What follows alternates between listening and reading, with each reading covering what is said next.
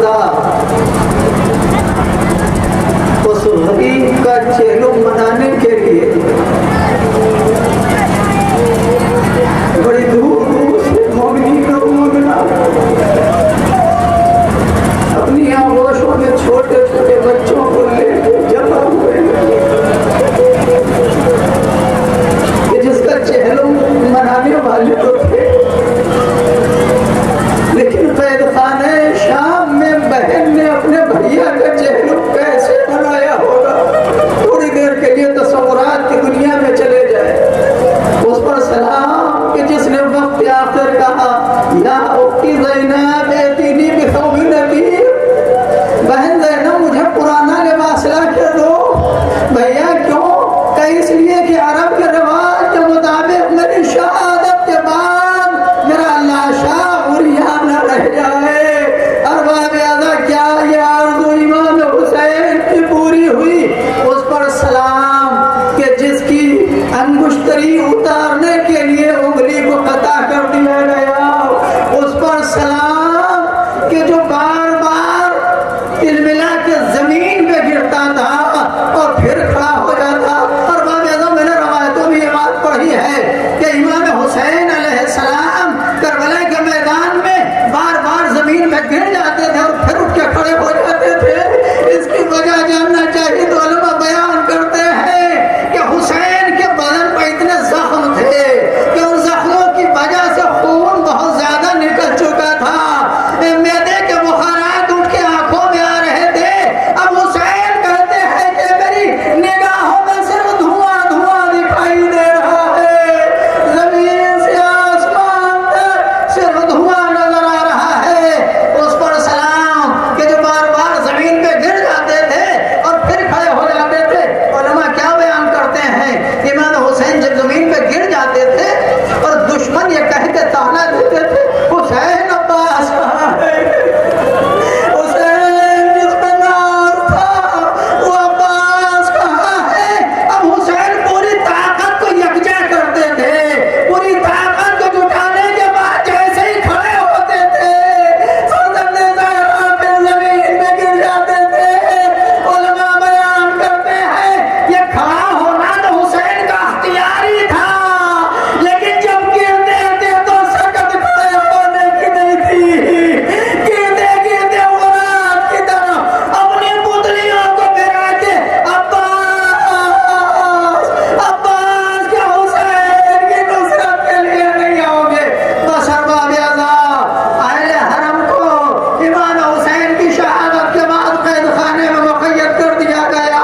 मौला ने एक सलाम भेजा था बीमार से कि सैयद सज्जाद जब कैद शाम से छूट के जाना तो मेरे चाहने वालों को मेरा सलाम कहना। मौला आ जाके सरजमीन महमूदपुर में देखिए कितने आपके सलाम का जवाब देने के लिए हाजिर हुए। अरे ये सवाब ऐसे गिरिए की शक्ल में होना चाहिए। बस अरबाब आज़ा चूंकि वक्त नहीं है इसलिए मुख्तसर कर रहा हूँ। कैद खाने से जब रिहाई का हुक्म हुआ, सैयद सज्जाद ने पहले फूफी से इजाजत ली कि मैं जब तक फूफी से इजाजत नहीं ले लूंगा हाकिम शाम से कहा कोई जवाब नहीं दे सकता। हाय आने के बाद का फूफी अम्मा हुक्म रिहाई मिल गया, बस ज्यादा टाइम नहीं लूंगा। हुक्म रिहाई मिल गया, कहा बीमार करबला से क्या कहती है फूफी, जाओ बेटा सैयद सज्जाद रिहाई तो मंजूर है लेकिन कुछ शराइत के साथ। अरबाब आज़म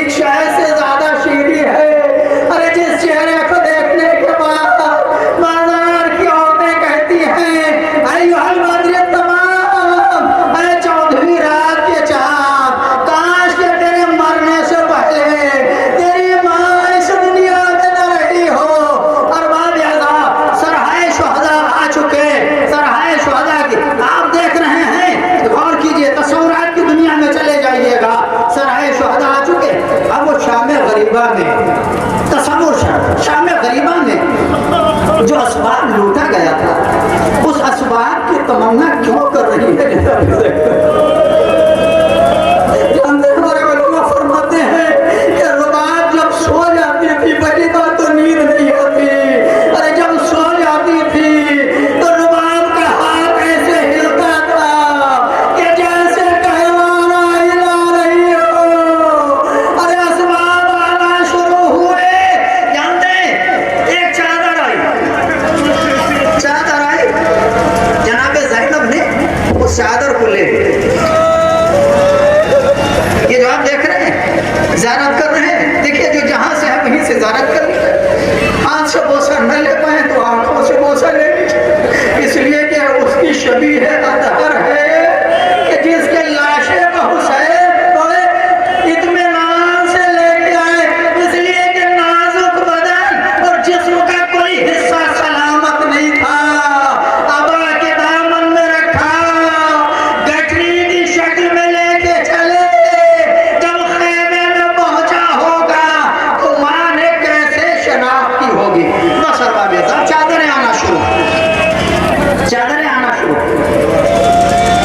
अब त्योहार आ रहा है, देखिए तरतीब को सही नहीं रही है, त्योहार आ रहा है। जब सारे असबाब आ चुके, एक मरतबा जनाब ज़ैनब ने सैयद सज्जाद से कहा, बेटा सैयद सज्जाद, हाकिम शाम से ये खबर भेज दो, हाकिम शाम से ये कहलवा दो कि शाम गरीबा